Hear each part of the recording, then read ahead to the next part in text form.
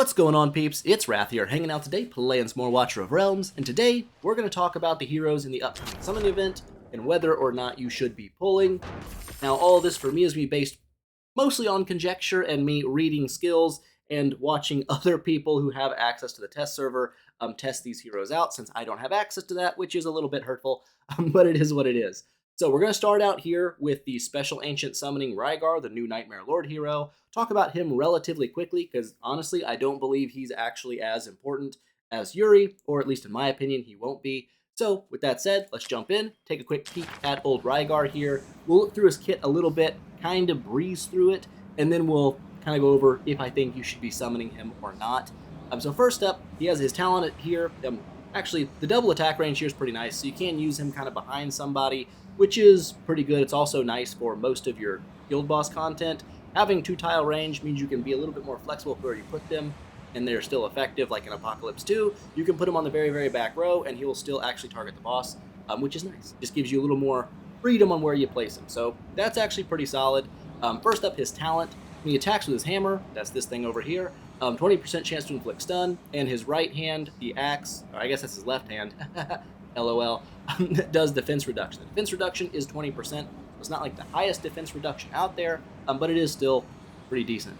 The downside is this is going to be triggered alternately. It's only a 20% chance when he attacks with the hammer, a 20% chance when he attacks with the axe, and since there is a chance he doesn't attack with either of the the weapon you're wanting, he may not get any procs, and even if he does attack with the weapon you want, he still might not get a proc. Of course, he has a 20% chance to attack with both, that's going to be the Warlord's Might here, and when he does that, he has a chance to proc both status effects. I'm not sure if that's an independent roll, where it's going to either proc stun or defense reduction, or it can pop both, or if it's just a roll to pop both at the same time. I don't know how that actually works. You'd have to do, I guess, some testing with him to know for sure. Either way, the damage output is fairly solid, especially with Warlord's Might. It does hit with both weapons at one time, which is pretty solid. Either way, in terms of comparing him to like Toreador, the other Nightmare Lord, you lose, I guess, no, he still stuns, doesn't he? He stuns and has a chance to do defense reduction, except for I think Toreador's defense reduction is guaranteed. So he probably does a little more damage than Toreador in that sense, but a little more RNG based around when he's going to stun or when he's going to do defense reduction, which can be a little bit annoying, but it is what it is. So his ultimate, when he pops this, his basic attack turns into Warlord Might, so he's always attacking with both weapons. This does boost his damage output by quite a bit, and it doubles the chance of inflicting stun and defense reduction. So if there are 20% chances, these are 40%. So pretty much when he's in his ultimate, you will have the stun proc fairly often, and the defense reduction probably up full time. That's just how it's going to seem. Every 3 attacks, he triggers an Earthquake that deals 200% damage to the main target, and a little bit, 50% damage to nearby targets. So a little bit of AoE, but nothing too insane. Still not bad to have a little AoE built into a fighter. That's nice. And the main target, of course, getting hit much, much harder. Obviously centered towards guild bosses there. This does go up in power by a fair amount. 300% damage from the Earthquake and 70% damage to the surrounding units. It's only a 900 cost when fully skilled, so it does come back fairly quickly, which means you could probably get away with something like Soulbound Arcana. But you could also try to prioritize just getting his ult as fast as possible anyways, because that ties into his Lord skill, is when he pops his ultimate, all your faction team members' basic attacks deal 25% bonus damage and restore 3% HP. So that's not bad. It's only applied until the end of the ultimate, so if you want to get more uptime on his Lord skill, obviously focusing more into his support side with attack speed, rage regen, and stuff like that to get that ult proccing more often, will probably be stronger for the overall team than leaning strictly into his damage side. That's just kind of my take on it. His Warlord's Might here does ignore 15% of the target's defense. That goes up to 20% when max skilled. That's never a bad thing for bosses. Ignoring defense is nice. Defense penetration is good, especially in the Apocalypse boss. When his Warlord Might is triggered, it increases attack by 2% for 10 seconds and stacks up 3 times. This goes up to a 5% boost, which is pretty solid. I mean, that's 15% extra attack. Not a bad deal. Nice little, I guess not a huge buff to his stats, but it's not bad. So fairly solid little supporting passive for him. And his Calloused Hands here, every 70 seconds, this goes down to 60 seconds, he'll resist 1 instance of damage taken, and when it triggered, it boosts his damage by 15% up to 25% for 10 seconds up to 15 seconds, each time the hero deals damage. Every time he attacks, it reduces the effect of this the cooldown on the effect by 1 second. So essentially, again, the higher the attack speed here, if you're going more for a support role, the more times he will trigger this, and it will also boost his damage by a little bit. So even leaning more into the support side of things, the higher attack speed will help boost his damage by a little bit. And I think that's probably the best way to run him, in my opinion. Just looking through his kit, I don't feel like leaning into just raw damage, even though he does have a fairly high attack stat, 6,200, it's pretty good. I feel like, and actually a fairly low attack interval already, 2.6 seconds, it's not too bad. You can get that down easily to 1.3, running attack speed here. So that's what I kind of feel like. If you're going to run Rygar, I feel like an attack speed, rage regen buff, especially if you're running him in the Lord slot, will be better overall for your team than trying to lean strictly into raw DPS. So that's my take on him. Now, should you summon one, we can look at his Awakens really quick. Like, during his ultimate, the Earthquake triggers 1 attack earlier instead of in 3 attacks. Obviously, just a straight damage increase there on first awaken. This is obviously a damage increase not just for him, 300 raw attack, but also attack speed for your allied units, a little bit of extra buff for them, never a bad thing. Increases the ultimate duration by 10 seconds. This is going to be big for everyone on the team. Obviously, he will deal more damage with this, but so will everyone else, because that's going to extend that duration where everyone's basic attack is doing 25% damage. This is really big for heroes like Lust, who do a tremendous amount of their damage with basic attacks. Sun Wukong, they do most of their damage with basic attacks. So that's big for them. Big damage increase all around on a Start Awaken. The fourth one, a little more penetration. Never a bad thing. Just boost your damage by a little. And then the max stacks of brute strength by 2. So instead of just getting stacking 3 times, it'll stack to 5 times. A little bit more attack boost incoming from Warlord's Might. And again, the faster his attack speed, the more times he's going to proc Warlord's Might, the more times he can keep up time on this, the better his damage is going to be. So most of his Awakens are geared toward just doing more damage, which is nice. That makes sense. So fairly solid Awakens, fairly solid skills. Should you summon him? My best guess here would be if you have Toreador, he's probably not worth getting because Toreador is already a very, very solid Lord, and the differences in what they bring to the team isn't all that different, I guess you could say. Toreador's Lord skill is up all the time, which is a nice thing. The extra basic attacks do a lot. Since his is centered around his ultimate, you don't have as much uptime on it, and that will, I think, cause a little bit of DPS loss overall. But, like I said, he does bring more DPS to the table than Toreador, so kind of a juggle toss-up there. If you're running Wrath as your Nightmare Lord, and you do use Nightmare Lords for a lot of content, like your guild bosses, then I would say you should probably pull for him, because he will obviously outperform Wrath by a substantial margin. So definitely worth picking up if that's still your Nightmare Lord.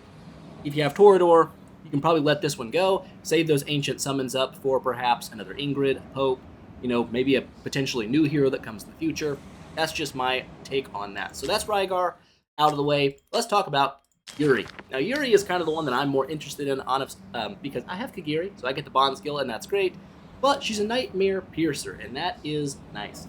Dual faction, that's great. She's part of the Nightmare. I use a lot of Nightmare, so that's just really good for me all around. Pretty solid design. But we'll look over her really fast. So first up, her basic stats. Go up here and max those out. Pretty normal for a marksman. None of these stats really jump out as being insanely high.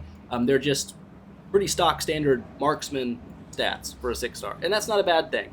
Got the traditional attack range, which is nice. So let's jump in and start with the talent. Every 5 basic attacks, she triggers a Chaos Orb that deals 160% damage to the target and 4 surrounding enemies 1 time. Then it deals 50% damage 6 times to random targets in range, deals 20% increased damage to airborne units. This is pretty solid. Not only does it hit pretty hard on its first hit, it also does extra hits.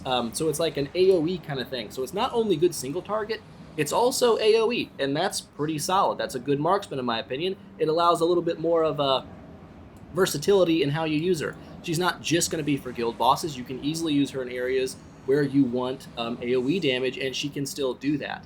The fact that it's triggered every 5 basic attacks, in my opinion, means that an attack speed build on her will be strong and probably boost her overall damage more than just leaning into straight damage, because triggering her talent more often will boost her damage more, in my opinion, than just running straight damage gear and trying to get to her ult and whatnot. So the reason I like the talent also comes from her Bond skill. So if you have Kagiri, which if you started playing when Kagiri was out, you definitely should have snagged one up. Very, very good hero. But when you have him, it also boosts the damage of Chaos Orb by 100% to the main target. So her single target damage goes way higher when you have Kagiri on your team, and after she deals damage, she restores 10% HP to friendly units within 3 tiles of the Chaos Orb. So for bosses, she actually provides not only a substantial damage increase having Kagiri, but a little bit of sustain for your people fighting. Takes a little bit of a load off your healer, which is not a bad deal. So overall, the bond skill for her is really solid. Kagiri's bond skill is nowhere near as good, but hers is actually pretty solid. So very solid talent there. 260% damage to the main target when that's triggered. That's pretty nasty. That's pretty nuts. And then obviously you get the extra damage afterwards, so another 300% damage, because 50% damage 6 times to random targets in range. If there's only one target in range, that's just 300% extra damage going to them. Let's jump into the basic attack. 50% damage 2 times to random enemies in range, prioritizing airborne units. So that's not a bad deal. Upgraded, that's 60% damage 2 times. Again, that's just not bad. It's a multi-strike attack, as it says here. This is good for things like Lord of the Sticks. That will help break his shields a little quicker. It's fast attack rate. Obviously, in the airborne arena, this will be nice as well. Faster clearing on small mobs is never a bad thing, especially when her talent can proc and literally just absolutely decimate things. Pretty good, pretty good. So high attack speed looking even better here. Love to see that. For ultimate, the first thing I noticed is the range on this ultimate is nasty. Not only is it just that one tile to the side, but you get the extra jump out over here, and it's a 4 tile length. Now, if you have a Piercer Lord, right, that's going to be pretty crazy. So, since you can deploy her in Piercer lineups, you're going to get some pretty crazy range out of her, which is nice. And also in Nightmare lineups, extra basic attacks is awesome for triggering her talent more often. So, really good in either lineup, in my opinion. Either way, it deals 5 hits of 55% damage. This goes up to 75% damage per second to one enemy in range. When a target dies during the skill, she gains 5% rage and targets one other enemy near the fallen target. So she can kind of chain murder things together and also build up a substantial amount of rage in the background to do it again. Now this only lasts for 10 seconds when fully skilled, which again, that's not bad. I'm not sure, because it does say damage per second. I'm not sure if attack speed will change the number of attacks this actually does. It may not. It may be a set standard per second kind of deal, which would be a little bit frustrating, but not too bad. So I feel like the vast majority of her damage is going to come from her talent and her basic attacks. And her ultimate, while still nice, I feel like it won't be quite as strong as the talent procs.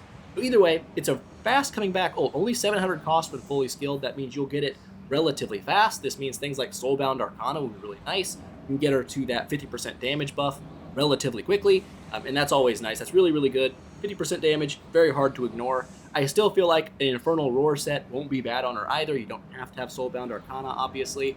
But I would still say specializing in attack speed on her would be ideal to trigger her talent as often as possible. That just seems strong. So, first passive. Her talent and her ultimate inflict defense reduction on the target hit for 3 seconds. This goes up to 5 seconds when fully skilled, and the defense reduction is up to 25%. That's pretty solid. Right now, that's actually stronger than I believe Torador and Rygar's defense reduction is, and you can do it from a platform. Really great. Another reason that I feel like attack speed is big on this, because if this lasts for 5 seconds, and you can get her attack speed down to 1 second, which you can, she will literally have a permanent uptime on defense reduction while also spamming some serious damage with that talent. So another case in my book for an attack speed build on her. Obviously you don't want to ignore attack, but making sure her attack speed is hitting those breakpoints is important. Defense reduction is always a good thing, especially in Apocalypse where defense is really, really high. That's going to be really good. Less noticeable in the Nightmare Dungeon against the guild boss 1, the little dragon. He doesn't have quite as high a defense, so it's not as noticeable there.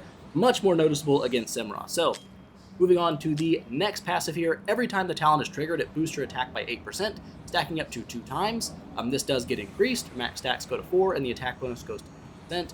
Once you reach max stacks, it'll reset after 20 seconds. In my opinion, this is just another good case for an attack speed heavy build, because the more she's triggering this talent, the more she's going to have uptime on 40% attack bonus, which is great. That's going to really pair well with this. And again, I would say with a Soulbound Arcana attack speed focus, you would have 50% permanent damage increase relatively fast because of her low-cost ult, and a 40% attack boost up most of the time, which would be pretty solid. So we've already gone over the bond skill here. Either way, like I said, she's looking really solid, not just for single target damage, which it looks like she absolutely has a fair amount of single target damage in her kit. But she also does have a little bit of AoE built in, and I like this. It means she's not just useful in one area of the game. You can move her around, and she's still going to be effective in a lot of different spots, and I like that. Let's jump into her Awakens. When dealing damage, there's a 10% chance of inflicting stun on the target. I'm not going to lie to you, I feel like it's not that important, at least not in like Guild Boss 2 where you think it would be. The fact that we have Sun Wukong now, and both of the Nightmare Lords already do stuns, or have a chance to do stuns, I feel like this Awaken's going to feel really weak and not that great, because you really don't need it that bad. So I think our first Awaken is a very easy pass. Like, you don't need it. Like, don't waste a Soul Stone to get Awaken 1. It's not going to be a big difference maker for you, and that's kind of sad. The Awaken 2 is flat attack boost. Never a bad deal. I'm just a little more DPS here. The third one, however, is very nice for her single target damage. As the number of targets in her basic attack range decreases, her damage increases from 8 to 40%. So if she's only got one enemy in attack range, I'm assuming it's going to be a 40% bonus to attack. Or bonus to damage. That's pretty good. In fact, I would say that's really solid. So her third Awaken is very good for single target damage. It's actually really, really nice. The fourth one, some penetration. Again, that's never a bad thing. She already lowers defense. Penetrating the remaining defense is just going to be solid for damage. And her fifth Awaken, she reduces AoE damage taken by 50%. It can only happen one time every 20 seconds. This is more of a survival thing. I guess it's probably leaning towards like Apocalypse 2 later in the stages where that slap can do some nasty damage. Maybe this is to help keep her alive later, more deep into that stage. Overall, I don't feel like it's going to be that big of a difference maker for the vast majority of players. So I would say her biggest Awaken to reach is 3, and you could probably just leave her there and be pretty happy with that damage increase. So there we go. That is Yuri's kit. So do I think you should be pulling on blue summons this week? If you run Nightmare heroes in Guild Bosses and in Apocalypse, I think yes. I would say she's definitely a good pickup for those, and you should spend blues trying to get her. On top of that, you have some other nice heroes to pull. Artemis is not bad. He's kind of niche. You don't use him in a ton of areas, but in Gear Dungeon 1, his anti-healing is nice. He's the only healer in the game that can also deal damage, which is pretty interesting. Kind of just a cool-looking hero in general. So I would say not a bad thing to pick up an Artemis if you don't have one. But even the epics here are pretty solid. Baron is probably one of the most used epic tanks for a lot of content just because he can't die, and his ultimate comes back really quick, and it gives him a massive shield that pretty much doubles his health. Also, he's part of the Nightmare faction, so in Nightmare teams, he's even stronger.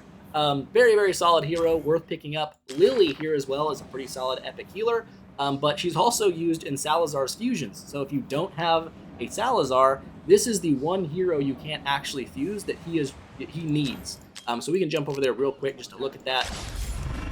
Hero Fusion Salazar. All three of these heroes are fusible heroes, so you can just make those on your own. Lily is the only hero that you can't actually get. You have to summon her out. You can't just, make one.